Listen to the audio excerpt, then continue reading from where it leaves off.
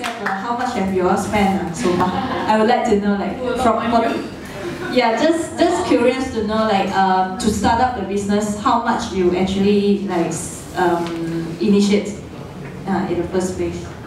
The amount that we spend of our own money is in the range of 200 to 300,000 ringgit. Yeah. Own money. Yeah. So yeah, you need a lot of understanding from husband, parents, and because it's a lot. What some of our competitors do is do a little bit first and then they straight raise money, which means that they don't use so much of their money. The problem with that is that very early on, you need to give up a lot. Whereas we didn't want to give up so much early on. And it's a bit old-fashioned of me, but I always want to make sure that I can make money before I borrow money from someone else.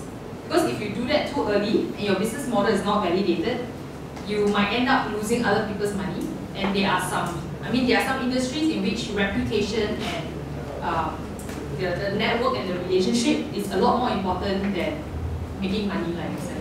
So if you screw up once, screw up twice, screw up 3 times, no one might want to invest in you again. So you have to be quite careful about that. May I know what is the vision of your company?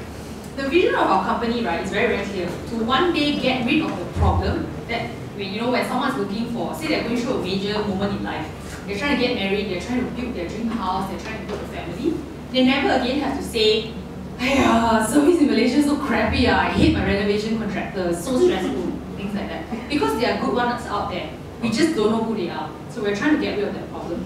Not just in Malaysia, but Southeast Asia as well. Okay. So I think she already covered all the Q&A session without me because I stole her first 3 slides. Okay, all right. So now we take like 10 minutes break because we are quite late already. So we'll go to the next session. So go to the toilet and get your coffee and tea out there, and come back in 10 minutes time. Thank you. So how was the food? Is it okay? Good, huh? Okay, so yeah, we want some feedback from you so we can actually know your taste, and then we can order the similar quality of food next time. Okay, alright, let me now introduce to you our second guest speaker for today. He is from Storehub. His name is Mr. Fong. Okay, he grew up in Malaysia and he spent 4 years in Singapore as an Asian scholar and lived 10 years in Melbourne. And immediately after completing his BA at the University of Melbourne, Hong co-founded and was managing director for 5 years at Oz Heart, okay, a multi-niche online retailer. So Hong was also named Australia's Best Young Entrepreneur in 2011 by Startup Smart and amongst Melbourne's top 100 most influential people by the Age newspaper that same year. So Hong has since spent 1.5 years living in Shanghai, where he studied Mandarin and eventually returned to Malaysia in 2013, where he founded his latest venture, Storehub, a beautiful cloud-based store management system for SMEs. So let's welcome Mr. Fong Hong.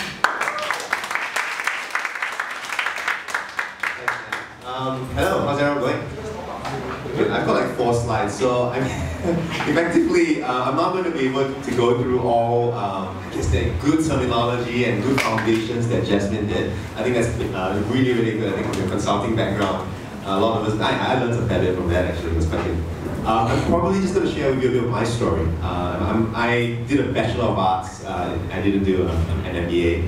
So maybe I'll start from the beginning. So I grew up in Malaysia, if you believe it or not. I'm still from Malaysia, still Malaysian. And still have a Malaysian passport, even though my parents convinced me otherwise. I grew up in a climate where all of us were taught, you grow up, you study, and then you move overseas, and this is a hopeless country, you take taxis, you just get raped. It's sad reality, right? So I spent my childhood years doing that, and I went to Singapore when I was 12.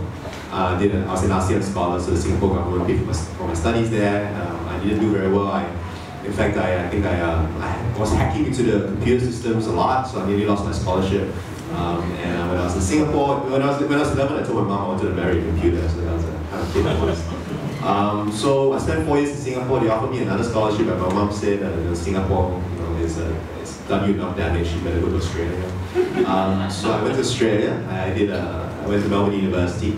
I did Trinity College, which was a foundation here in Melbourne, and I wanted to do a law and computer science degree.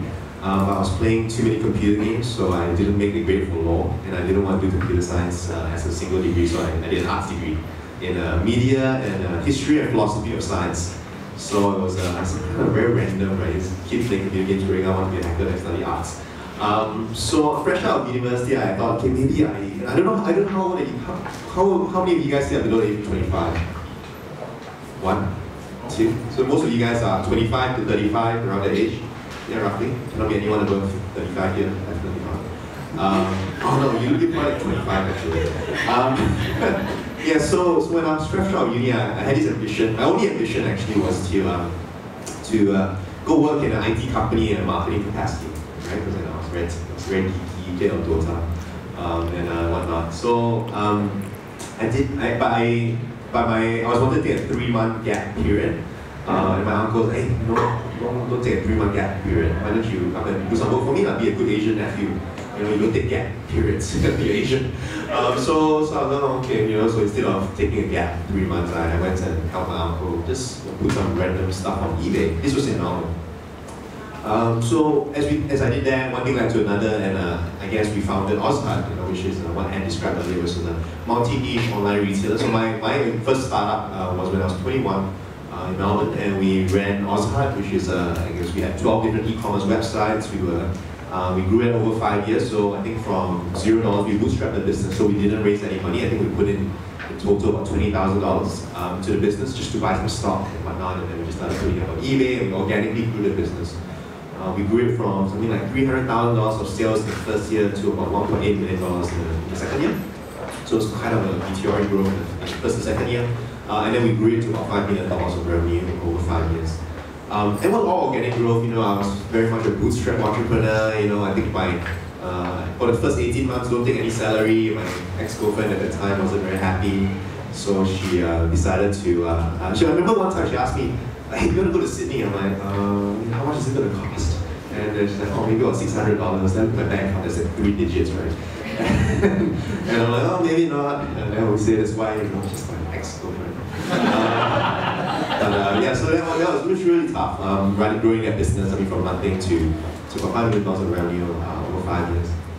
And then I decided to leave and to go to Shanghai to study Chinese. The reason I decided to leave is because at the time, it was a nice $5 million of revenue. We didn't raise any money, but we've got 25 guys and a 1,000 square meter warehouse.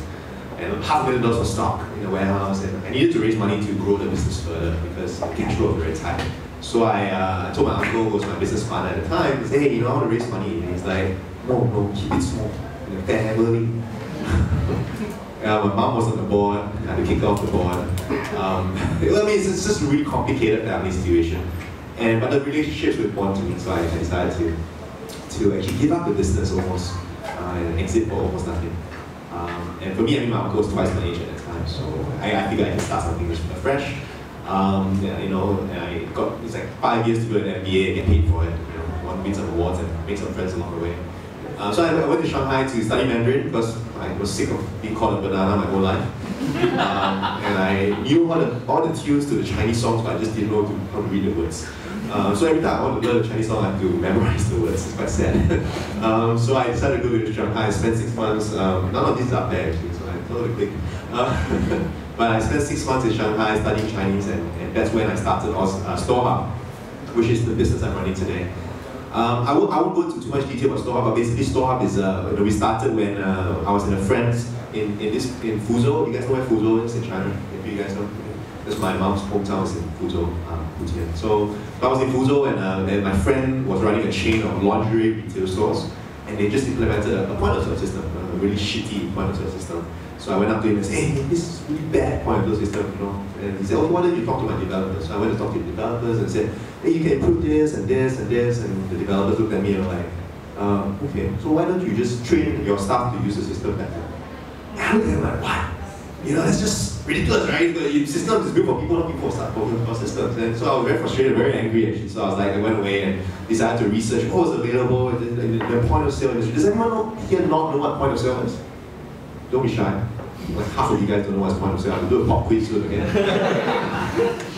So point of sale systems are basically, if you go to a retail store or a cafe, it's that black, ugly looking machine that you typically see at a counter, and then it will scan your stuff and then they process the transaction. So what we did was we started Storehub by transforming an iPad to replace that whole system, right? So we use an iPad to replace that whole system. So it's a lot more cost effective, all the data is in the cloud, and it's charged on a monthly subscription, it's still paying for big lifestyle. So that was the model that we started out with. And again, it's a very similar pattern in my life. I didn't have big dreams to change the world and therefore, starting a business. It was very much, I guess I like to call myself an accidental entrepreneur.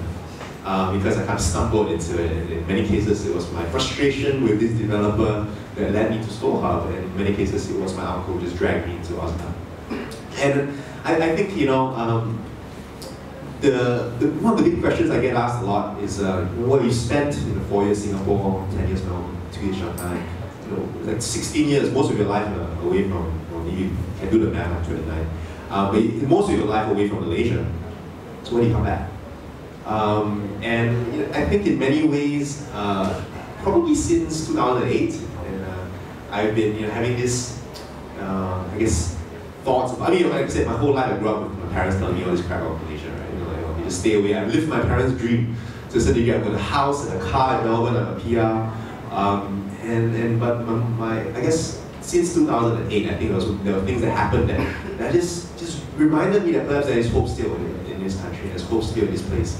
And I was always looking for ways to come back and actually engage the community locally. And also perhaps to, not necessarily, but when I'm still young and dumb, I'll come back. So that was the idea. Maybe I'm old and got kids already, I'll stay in Melbourne better. But when I'm young and dumb, just invest that time and energy into this place. So that opportunity never came about for a long time because I was running my previous business, Oscar. We never got the chance to come back. I came back to set up a small office and just leverage that, but never in a big way, so it was just short trips. So I think when the opportunity to come back to Storehub came about, we started in China, and my co-founder is a Chinese, female Chinese girl. She's our CTO, and we're very proud to be, I think, one of the few startups with a female CTO and an all-female engineering team. Very diverse company in that regard from a gender proportion perspective. But we felt that the market in China was not something that we were able to tap into. My Chinese was like 6 months at university studying, and I had to sell. It's like, 你要破系统吗? Like, doesn't really do very well. So it was really difficult to sell in China. So I came back to Malaysia for a short trip. I brought my team, and we actually managed to talk to a few of my friends here, and they were like, oh, we really love your system, why don't you come back? So we did. We came back to Malaysia. In fact, we got a Cradle grant. I'm not sure if any of you guys are probably, maybe you can ask me more questions about that if you want to. But we got the 500,000 ringgit from Cradle. You guys got 150, right? Yeah, so yeah, Justin got 150. So if you're interested to know about how we got the grant, I think that's pretty good to try to if you have these questions. I mean, the Cradle grant is excellent for the reason that they are very meritocratic about their decision-making process. So it's very much based on the traction of your business, the viability of your business, and whether it's going to be a good idea or not. And so I think that the one thing I like about Cradle, the experience was a very quick process for me. Less than, I think, 3 months for me. I think it was really quick to get the money, at least the agreement and everything. So I thought, so that was a big part of the reason, I guess, why we also came back to engage here. So we got a grant. So yeah, that's effectively how we started here in Malaysia at Storehub. Let me just go through the slides. Right, there's not very much to go through, but do these work? Oh, the laser works. Or downwards? Or downwards, okay, sorry, yeah.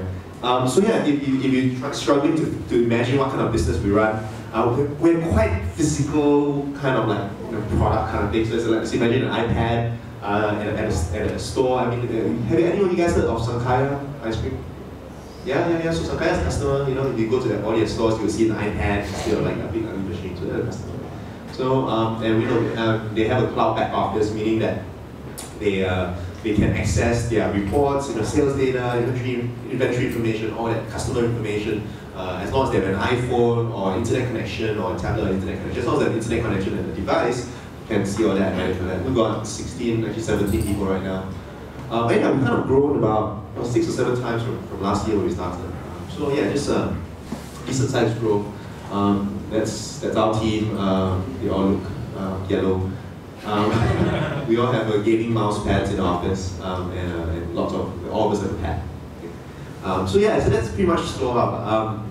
I think for me, what I'm proud to share about it when it comes to financial management is probably more from a, I guess, bootstrapping entrepreneur kind of a perspective, as well as, I guess, my short experience raising some money. So, as a, any of you guys here thinking of e-commerce? Seems to be the rage all these days, right? Big one. And the rest of you guys are technology startup type, maybe trying to raise money kind of thing. Is that fair? Yeah, okay, yeah, stop shaking your head, not really, not sure. They won't admit it. They won't admit it, is it? Yeah. And one thing that I must say, what Jasmine was saying earlier was that, you have to have an end in mind, right? I didn't. So, when I started this, I was just like, I was just angry with the developer, and I just wanted to do something about it, because I'm not happy with him. So, and it's okay, I think, to as an entrepreneur or as a person in life, I think, to take next steps, as opposed to having to figure everything out.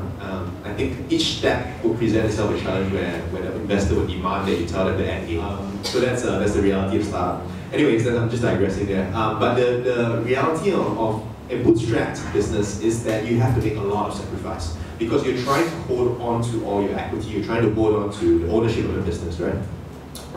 So the main thing for us was really that we learned, very basic business, 101 kind of thing. Cash flow management was the biggest thing.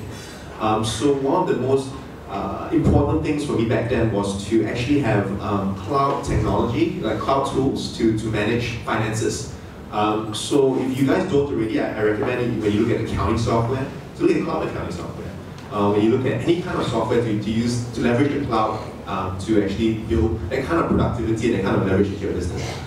The reason being, these days when we think accounting, we're thinking, okay, the accountant, keys in the invoice and whatnot, and then it tells you at the end of the year how much tax you need to pay, or these days it's every 3 months how much GST you have to pay.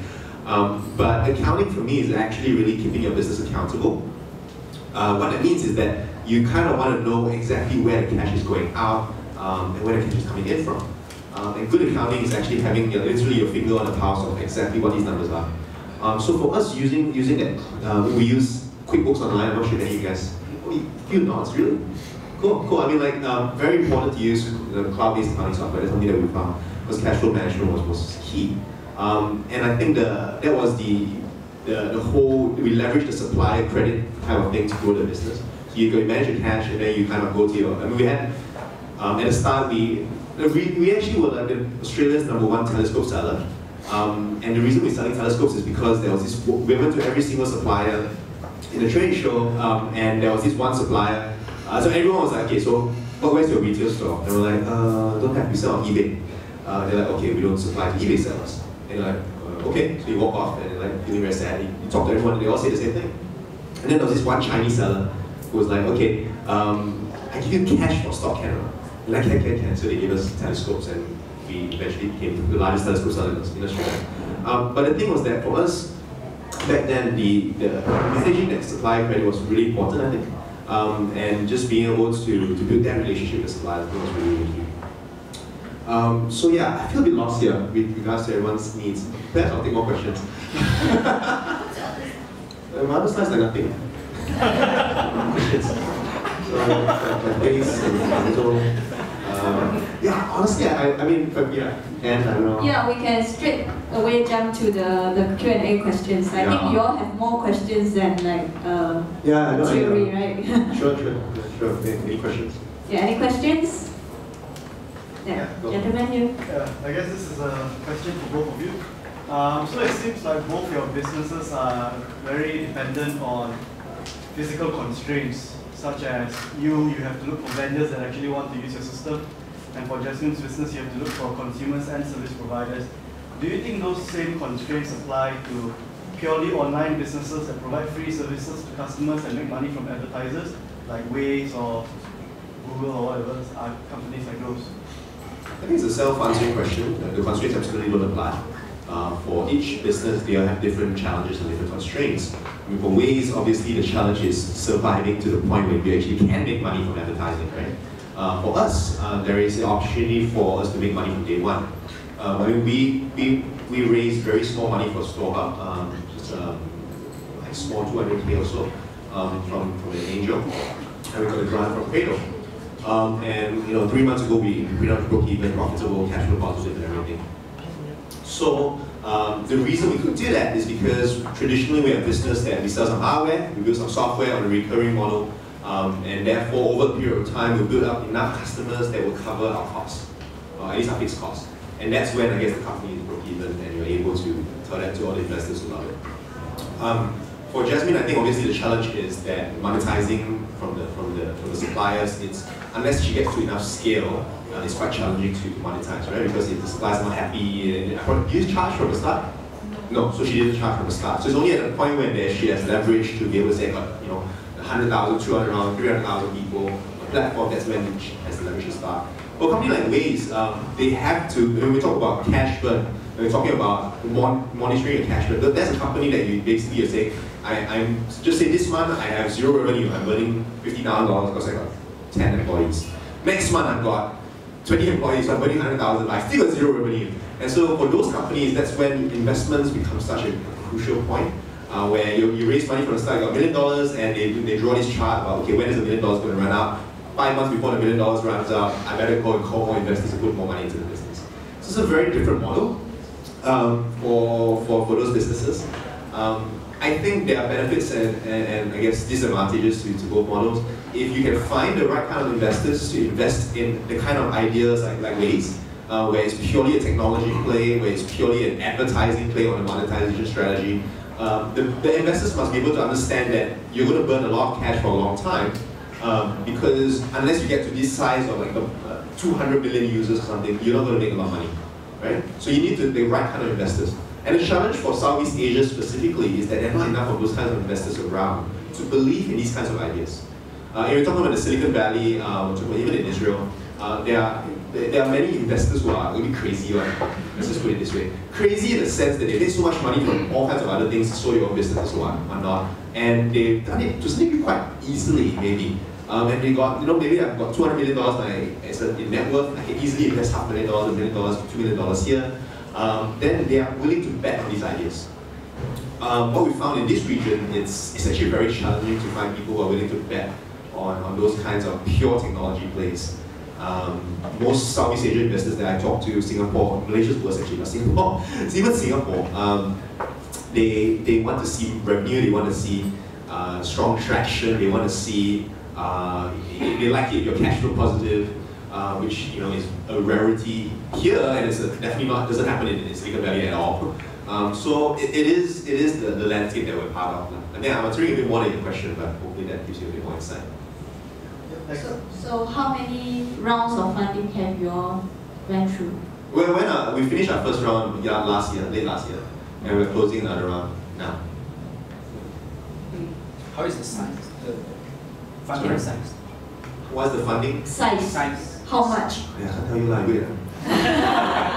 Later maybe I give you. I can't really say anything. Nothing really. Okay. Do you think Malaysians will accept cloud-based accounting software?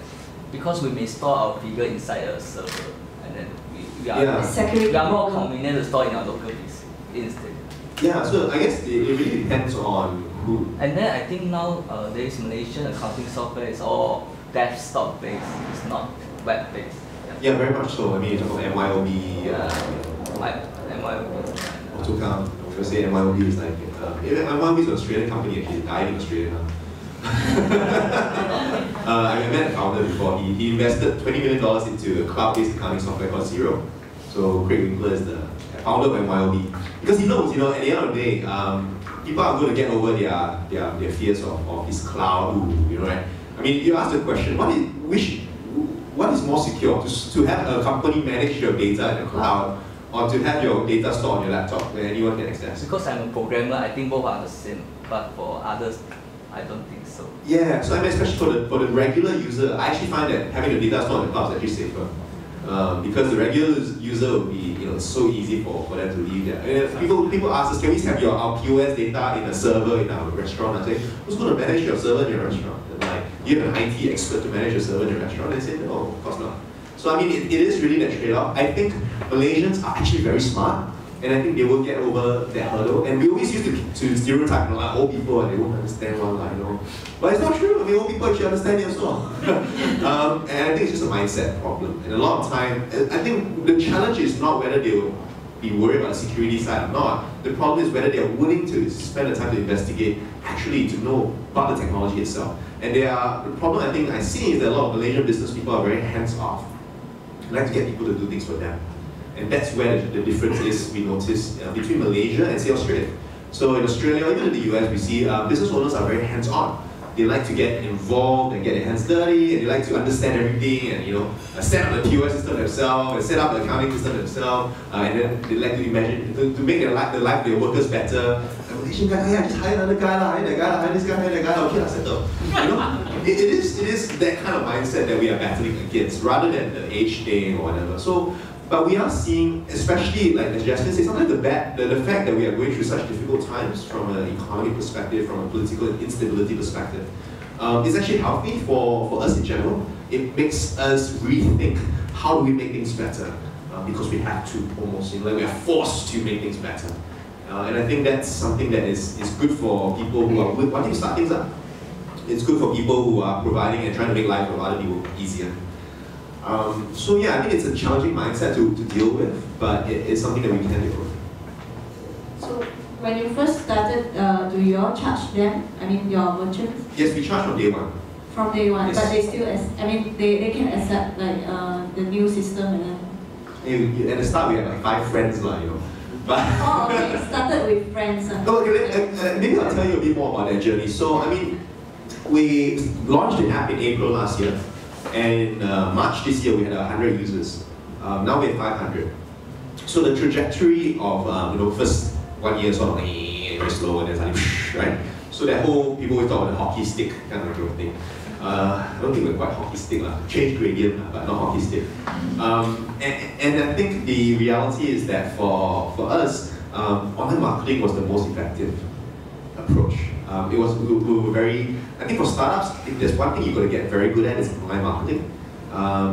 It's really to be able to, because online marketing, you're able to measure your ROI on every single dollar you spend. You're able to control your costs very, very effectively. This ad is not working, okay, try something else, try this. So, and then this one is working very well, okay, bump up the spend, So that was the way we managed to engage the market. I'm not sure how many of you guys have heard about Storehub before you came in? Yeah. I mean, like amongst business owners, we seem to have a brand already. And I would guess all the ads that put up is Facebook, right? Yes. All the nods, yeah, good. All Facebook. So primarily it was strong targeting, so we target good people, and therefore you are here. I'm just kidding. Actually, iPhone users, we target a lot of iPhone users, because we felt that for an iPad-based solution, iPhone users or iPad users will intuitively get it. So, I mean, that's something that we felt was very important, actually mastering online marketing. And I feel like still in Malaysia, there are too many gurus around trying to sell all kinds of nonsense. Better to learn yourself a bit, just a little bit, so you don't get cheated. There's a question there. Yeah, any other questions? Do you have any on-ground sales force, or just all online marketing? So we only deal with inbound leads. So we don't have an outbound sales force, but we have a sales team of 4 people. So that means that all our leads come in to us, either by email or sign up or phone call, and we follow up with the leads. And we say, hey, you want to meet up? Hey, you want to talk more? Can I show you a demo? And that for us has been incredibly effective. So we're very grateful to have that.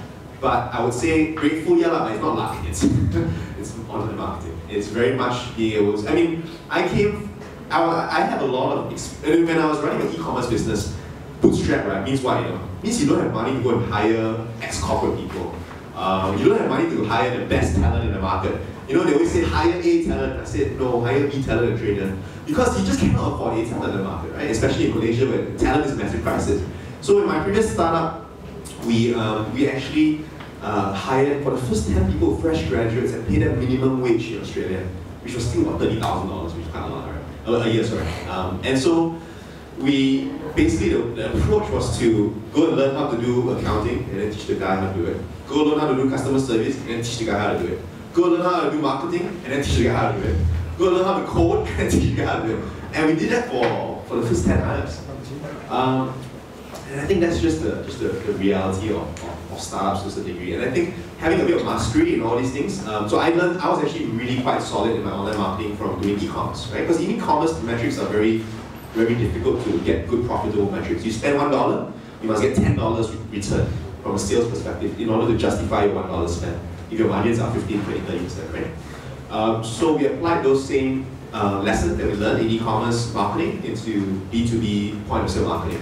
And we found that that was a huge thing for us. It allowed us to really attack the market very effectively. And my previous business partner always told me that business is very simple, just marketing and operations. And I'm like, really so simple, man. And to a certain degree, I kind of agree. I mean, it is so quite simple. You get your marketing right, and you can handle your sales and your ops and your delivery. It's pretty much there already. But the reality is most people don't get marketing right, or they don't get operations right, or they don't get both right. And so I think for me, having the experience of having to do everything was good.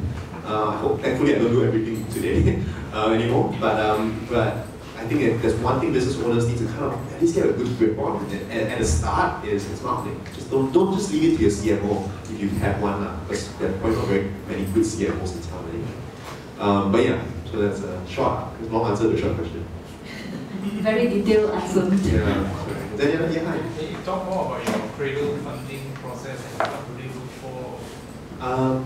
They look for things for revenue. At least at my stage, 500,000 ringgit grant is revenue. That's all they look for. Revenue-driven companies that are not doing e-commerce. They are doing technology. They're building technologies that are disruptive to a certain degree, that are unique to market, right? That they can say, oh, a Malaysian company did this. Wow, quite good. Yeah. But the 150K grant, I think they're more looking for people who are building cool ideas and unique things that really solve real problems that you don't need revenue at that stage. So those are the main criteria for both these levels of funding, of grants. They're pure grants actually, so there's no bonds. I mean, if you raise a lot of money, apparently you have to pay back a bit, like half, 50% of it, which is okay at least. You have to raise a lot of money. But the 150 is primarily for pre-revenue, and you're trying to figure out the product and ideas, and the 500 is for post-revenue. So there are some companies that are just not suitable for this. I mean, companies that don't even generate revenue for like 2 years at least. Yeah, forget about Cradle, like, they're not going to help you. I don't know how many years I waste. Many years is it? 10 years maybe, I don't know. 5 years, I think, around there. So for 150K, what can you do with it? I try to ask if crowdfunding platforms is ethical for 150K. If you're pre-revenue, then maybe. But the whole idea of the 150K is to actually build your product. So once you start charging people for your services, really, then likely you would really fall into the 150K category. Okay. Once you get revenue, it's post-product. That means that you already have something that you're selling to people, and you're just trying to market it, right? You're trying to monetize your product, you're trying to market it, you're trying to scale it up. That's when you apply for the 500,000. But the 500,000 requires that you demonstrate traction, and most of the time the strongest indicator of traction in Cradle's eyes is revenue. Yeah, that's the reality. Because I mean, they look at so many deals a week, whatnot, and the only thing that they can really look at that really helps them to differentiate in a big way is revenue, because a lot of people are pre-revenue or have very little. Unless you have say, oh, I got 1 million users in 5 days, then different story. But very few people have that. Apart from credit, how about MathCat? Honestly, I have no experience with MathCat. I've heard about horror stories, but I haven't had any personal experience. But can you share that? It's one of the largest funders in Malaysia. Yes, very big ticket size. I want to know that Simply Living was funded by MathCat for about 1.4. Yeah, it's Gobi and MathCat. Gobi is the one. For MathCat, it's mostly scaling. So what Wyman was mentioning is that 150 from Cradle is for product. Okay. You pretty much can spell product, and that's it. And then what Wyman got for 500 is for marketing. So it's about scaling. And you Yeah, you can. For MedCap, I think it's also scaling, but But MedCap is VC type funding. So we're talking about late stage when you have $5 to $10 million in revenue and you want to raise 20 to because I try to understand there are so many types of funding and I think you need to do a funding session. Yeah. Yes. For what status, what phase we should apply for which? Yeah, look, I think that demands a whole session in itself. We had to go through that process of understanding that as well. Magic has some stuff about that. You go to the website, there's some stuff there. There's like a chart, there's a picture. You remember that picture that Cheryl shared? I saw it, but the only thing is there is no overview or summary. No, that's a summary. I think. I mean, if you want that picture or that funding graph, I can send it to Anne and she can distribute it to you guys. Yeah, I can send to all of you. Yeah, it's very good. I learned from that. So you had a question? For the grant from credit, do they give you upfront or do you have to spend first? And then Reimbursement. Reimbursement. So you spend first, then you can claim back after like 1.5 months. No, 1.5 years. Very kindly, but actually no, they were very. To be honest, Credit was actually quite good. Of all the agencies out there, they're one of the best. They give money, but Magic doesn't give money. Cradle give money and they do it well. I mean, as good as it gets in Malaysia. Any other non-funding questions? Yes? Answer a non-funding question. Sure. A non-financial question. Like you just think when you spent half your life abroad and then you came back, and then when you wanted to start a business, I find it now that I'm going through the process, I find it very hard to find a one-stop shop for any information on how to start your business, what do you need to know, and most of all, what you don't know, what resources did you use to go through the process? Google. Quite honestly, no offense meant, but you start out to be an entrepreneur and you want a one-stop shop to be an entrepreneur. Doesn't make sense, right? I mean, there are people out there who claim that you come to me, I can help you with all these different things. I think Magic claims that, I'm not sure, maybe CTech can have some help in that. But the reality is that your needs are going to be so diverse, they're going to be so different. You're going to have to sit down with people like Jasmine and say, hey Jess, how to do marketing? And then you learn from them. Yeah, that's what you did to me. I said, oh, just 1 hour. 2 hours almost. But anyways, there are no one-stop shops. There are certain agencies and certain websites that you can go to. I think today better than when I started 2 years ago. So I think Magic has a lot of resources around who is what agency in town. Actually setting up your business, I'm not sure how many. When I did it, I just asked a lot of people. I really didn't have a one-stop shop I can go to. But to be honest, not that difficult. Malaysia is not that bad any other day. It's not as good as Singapore, Australia. You go online, click, company set up in 2 hours. But it's not bad. One day SSN, So, yeah, startup is actually not a one-person thing. We are trying to build the communities. For CTech, we are trying to build the communities that everyone can come here and share your experience, and then you can meet some people, maybe let's say you are looking for some talents, maybe you can get it from somebody here. So we are trying to build the communities so that everyone can exchange thoughts and then exchange experience like what Wai Hong and Jasmine shared with us today. Then from here, you can slowly grow. Yeah, you need to come out and then you need to talk to people and then tell people your idea and see whether it's validate your idea over here. So we are doing this every month, startup gathering every month. So those let's say you have some ideas or maybe you already started something that you want to promote or you want to get everyone's feedback, you can actually come here and then we give you 3-5 minutes to just tell people what are you doing. And then any feedback, any comment, will you buy this thing, things like that. We try to build this strong connection. Yeah. Yeah, I mean, communities are the key to startups. When we talk about Silicon Valley, we talk about those places right? Fundamentally, it's just a network of relationships. And I think places like these are where you get to form those relationships. Yeah, come every month. Yeah, come sometimes. Sometimes we have coffee, tea, free coffee and tea, and you can just pop in and then just talk to us. Yeah, but we are welcome everyone. Do you have time for any other questions, or is there any other? So otherwise I can just go and sit